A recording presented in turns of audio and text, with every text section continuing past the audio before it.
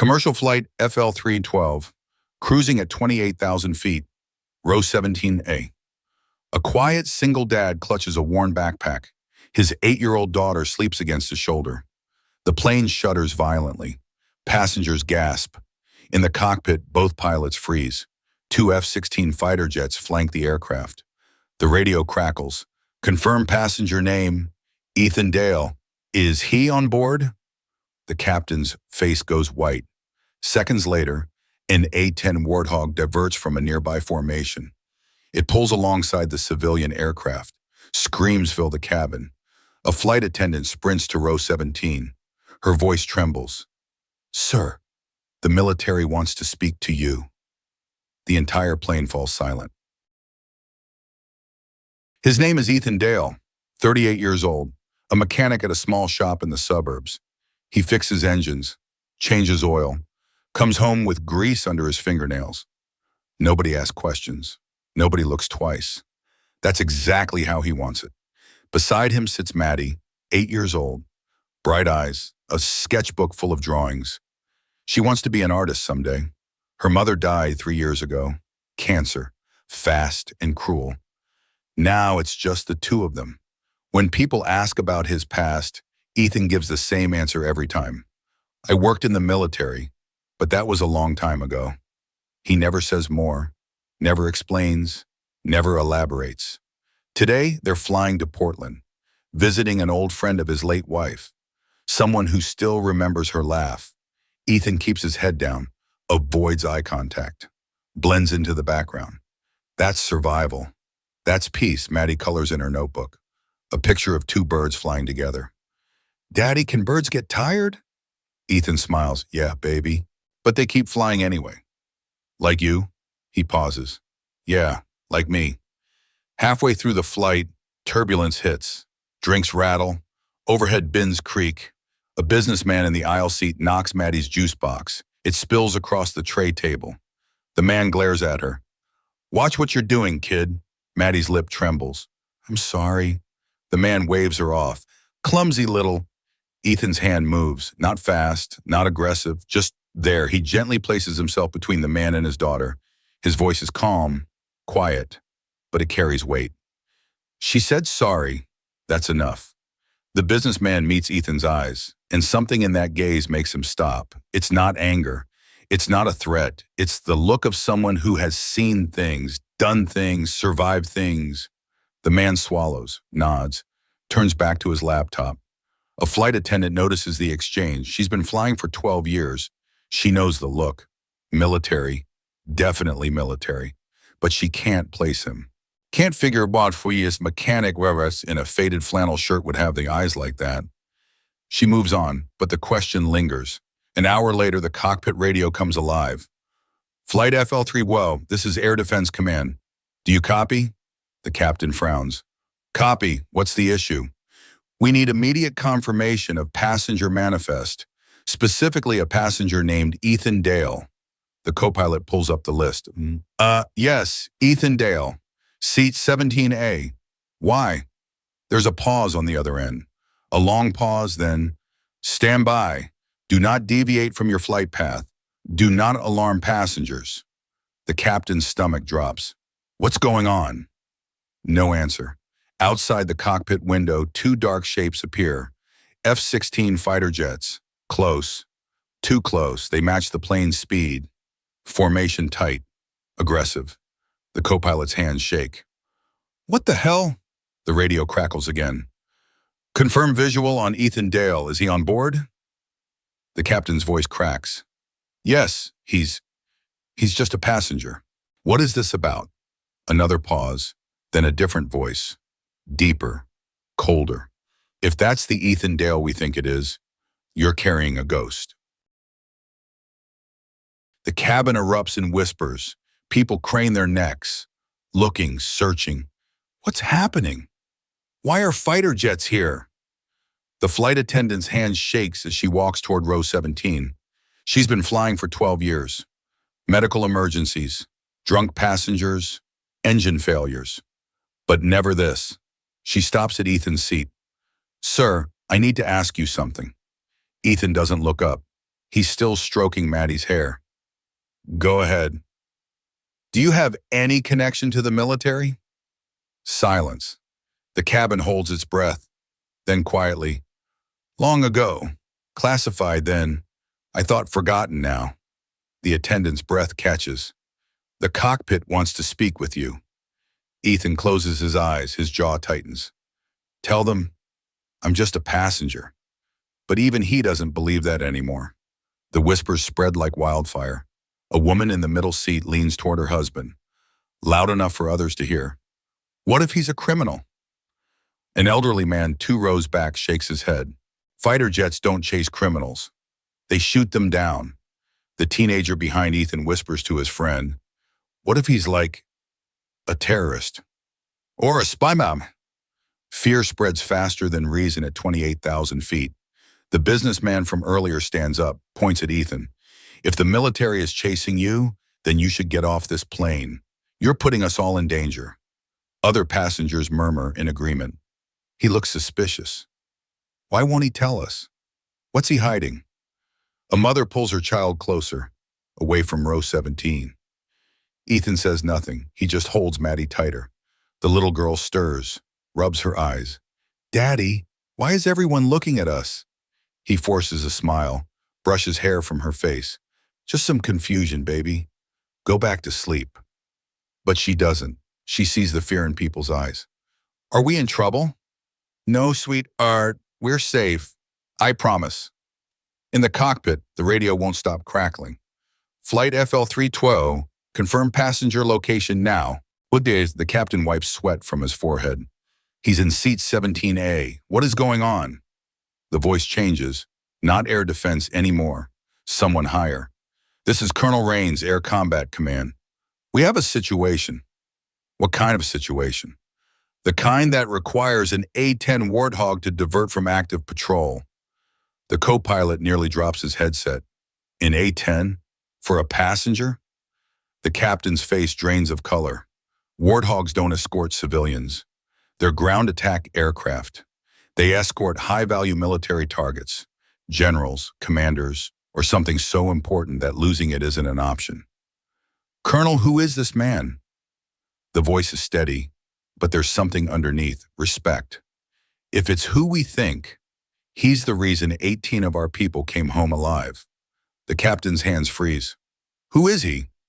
His call sign was Reaper 6. He died in action 10 years ago. At least, that's what the records say. And if he didn't die, then you're carrying the most valuable passenger in your sky. Outside the window, passengers see it, a dark silhouette cutting through the clouds. The A-10 Warthog, nose painted with kill marks, guns that can tear through tanks. It pulls alongside the commercial jet. Close, too close, the cabin erupts. Oh my God, what is happening? Are we under attack? Children cry, adults shout, panic spreads. The flight attendant tries to calm them. Everyone, please remain seated. But even she doesn't believe it. The radio crackles again, this time patched into the cabin speakers. Everyone can hear. Passenger Ethan Dale, this is Viper 21 F-16 escort. We have a message. The entire plane goes silent. 200 passengers, not a single sound. Tell Ethan Dale, Reaper 6 never forgot. The men you saved never forgot. Ethan's hands tremble. His breathing quickens. That call sign, that name. He thought he buried it in the desert. Thought he left it with the bodies and blood. But some things refuse to stay buried. Maddie looks up at him, her voice small. Daddy, what does that mean? He doesn't answer, can't answer. Memories flood back. The sound of gunfire, radio static, men screaming, the heat of the sun on a bombed-out tower. His hands slick with blood as he stripped wires, connected circuits, knowing he had seconds and one choice, one impossible choice. Run into the kill zone and maybe save them, or stay safe and let them all die. The woman who called him a criminal stares at him now.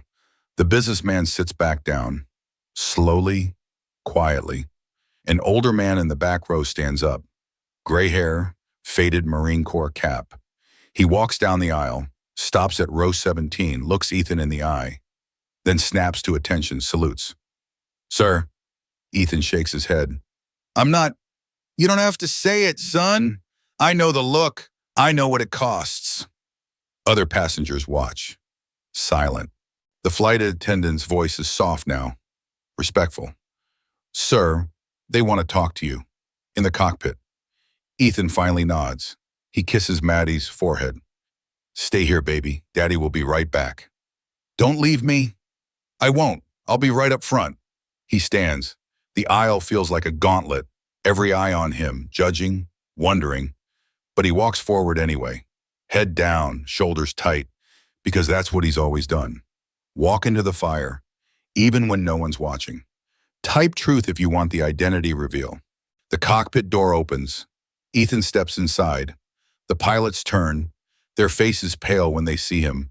Not because he looks dangerous, because he looks tired, worn, human. You're Reaper 6? Ethan doesn't answer right away. He just looks out the window at the F-16s. I was, a long time ago. The captain hands him the radio headset. His hand shakes. They want to talk to you. Video call from the A-10. Ethan takes the headset, puts it on. The screen flickers to life. A pilot appears, young, maybe 30, his face covered in dust and sweat from a recent patrol. When he sees Ethan, his eyes go wide. Holy, sir, it's really you. Reaper 6 is alive. Ethan's voice is barely a whisper. I'm not him anymore. The hell you're not. Do you know what you mean to us? Behind Ethan, the flight attendants listen. Passengers in first class lean forward, straining to hear.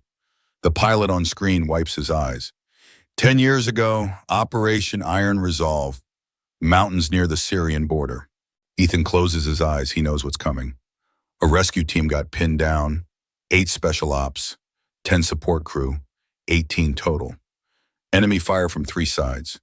RPGs, heavy machine guns, mortar fire. We couldn't get air support in because the comms tower was destroyed. UAVs were jammed. Satellites couldn't lock on. We were flying blind. The pilot's voice cracks. Those men were going to die. Every single one of them. Ethan's jaw tightens, his knuckles white. Then someone ran into the kill zone. Alone, no backup, no air cover. Just a field tech with a radio kit and a death wish. He climbed a bombed-out tower. Under fire, bullets hitting the walls around him. Rewired the entire relay system by hand while the building was collapsing. The co-pilot in the cockpit stares at Ethan. That was you? Ethan doesn't respond. He's back there now. In that moment, the heat, the noise, the smell of burning metal and cordite. His hands bleeding as he stripped wires, connected circuits. Prayed the signal would reach. Knowing every second counted. The A-10 pilot continues. He got the comms back online for 90 seconds. Just 90 seconds. But that's all we needed. F-16s came in. We lit up the enemy positions.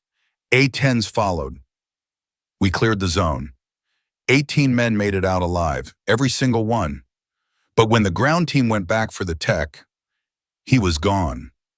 We found blood, shell casings, a destroyed radio, but no body. They listed him as KIA, presumed dead. The pilot's voice drops to a whisper. We thought you died saving us. Ethan finally speaks, his voice rough, raw. I should have.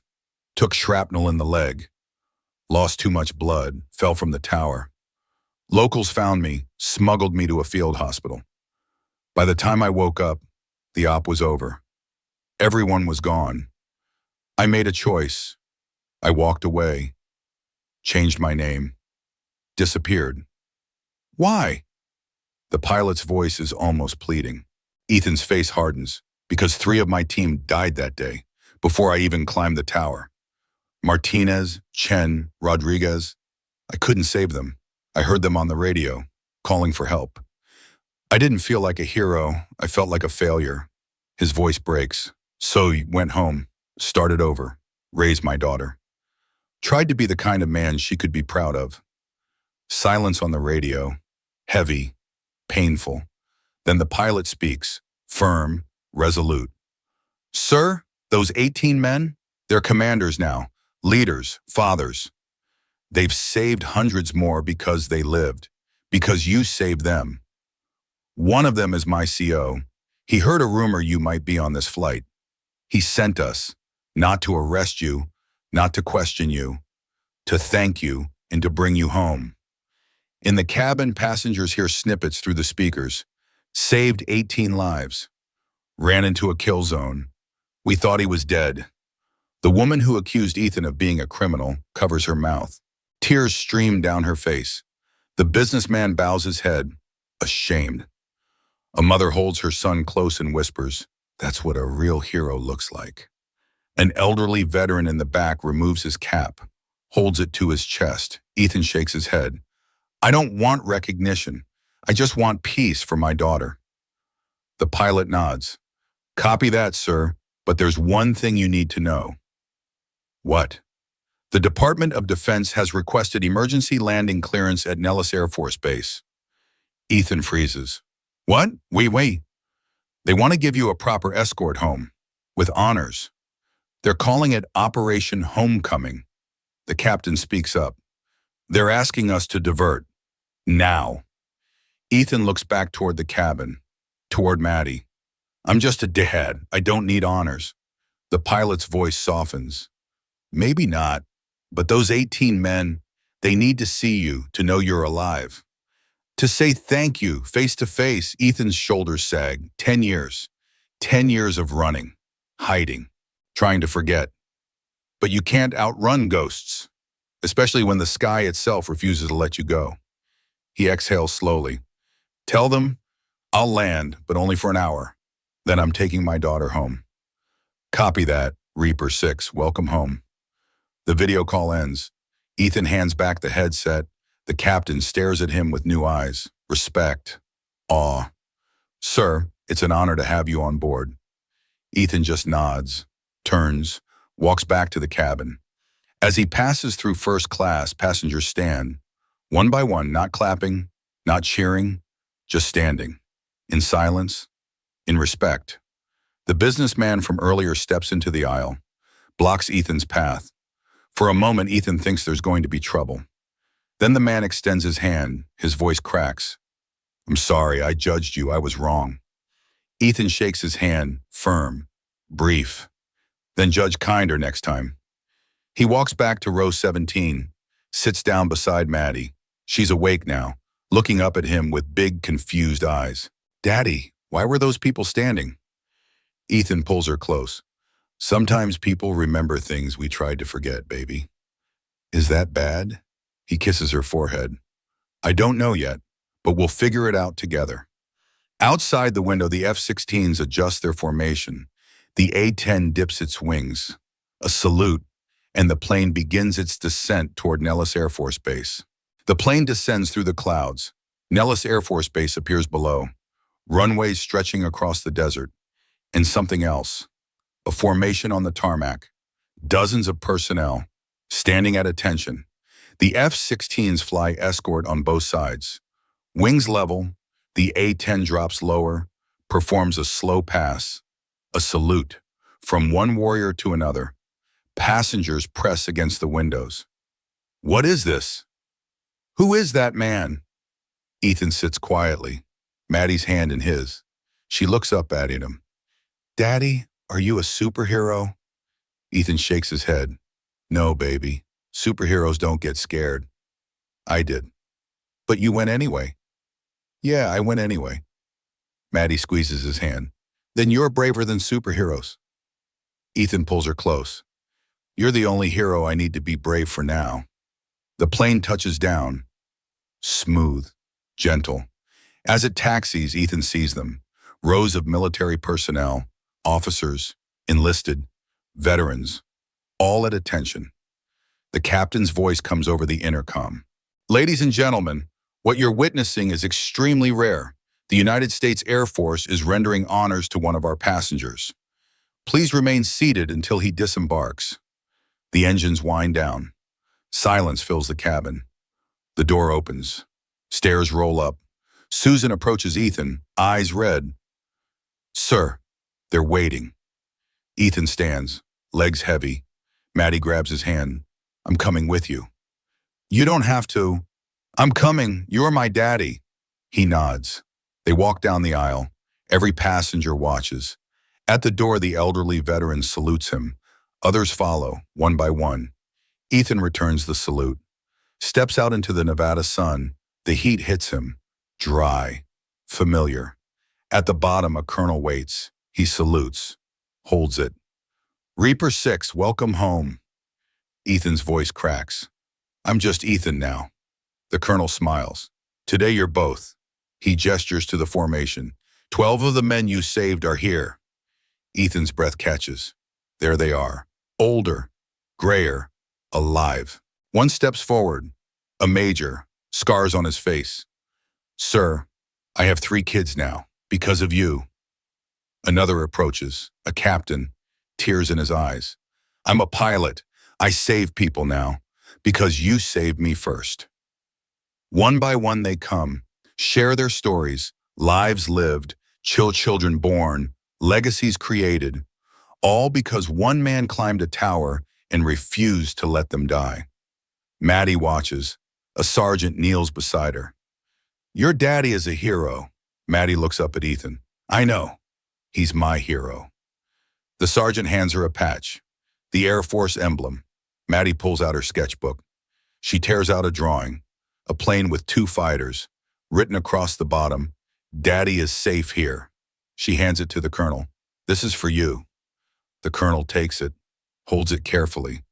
I'll put this in my office where I can see it every day. The ceremony lasts 30 minutes. Brief, respectful, a plaque presented, words spoken, but Ethan barely hears. He's watching Maddie, seeing her smile, seeing her proud. That's all that matters. When it's over, the colonel walks them back. The offer stands, consultant position, training the next generation. Ethan nods. I'll do it, but I go home by 5 every day. Deal. They shake hands. Ethan climbs back on. Passengers applaud. He walks to row 17, sits down. Maddie curls up beside him. The plane takes off, continuing to Portland. As they climb, the F-16s peel away. One final wing dip, then they're gone. 3 months later, Ethan stands in a training facility at Nellis, teaching young airmen about field communications, emergency protocols, survival under fire. He leaves at 4:45 every day, without fail. Home by 5:30, Maddie waiting at the door. They eat dinner together, talk about her day, her drawings, her dreams. The past doesn't haunt him anymore, not like it used to, because he's learned something important. You can't outrun your ghosts, but you can make peace with them. On his desk sits Maddie's drawing, the plane with the fighters, beside it a photo, the 18 men he saved, all together, all alive, and a letter from Martinez's widow. Thank you for trying. He spoke of you often, with respect, with love. Ethan cried when he read it, for the first time in years, not tears of guilt, but tears of release. The story spreads, quietly, the way Ethan prefers. No media circus, no book deals, no interviews, just a legend whispered in military circles. Reaper 6, the ghost who came back. On a Tuesday evening, Maddie brings home a school assignment. Write about your hero. She shows Ethan her paper. My dad is my hero, not because he saved people in a war, but because he came home and chose to be my dad first. Ethan reads it. His vision blurs. Is it good? She asks. He pulls her into a hug, holds her tight. It's perfect, baby. You're perfect. That night, after Maddie goes to bed, Ethan steps outside. The Nevada sky stretches above. Clear, endless. Somewhere up there, pilots are flying, training, protecting, some of them taught by the men he saved. A legacy he never intended, but one he's finally ready to accept. He thinks about that day on the plane. The panic, the fear, the moment everything changed, and he realizes something. He didn't survive that tower to hide. He survived to live, to be a father, a teacher, a man at peace. The next morning, a package arrives from the Department of Defense, inside a medal, the one they tried to give him 10 years ago, and a note from the colonel. You earned it this, but we know you don't need it. Your daughter's drawing means more. Still, it's yours when you're ready. Ethan puts it in a box, high on a shelf. Maybe one day he'll show Maddie. Explain what it means? But not today. Today, he's making pancakes, her favorite. Today, he's just dad. At the airport, passengers board flights, sit in their seats, live their lives. They don't know the quiet man in the mechanic's uniform at the hangar. Don't know the story behind his calm eyes. And that's exactly how Ethan wants it. Because the greatest heroes don't need the world to know their names. They just need the ones they love to know they came home. Some heroes disappear into ordinary life until the sky itself refuses to forget them. But the real victory isn't in the glory. It's in the quiet breakfast table, the goodnight kiss, the hand held tight. That's where legends become fathers, and fathers become everything. Subscribe if you believe real honor follows quietly until the world rises to salute it. Then watch it walk home to what matters most.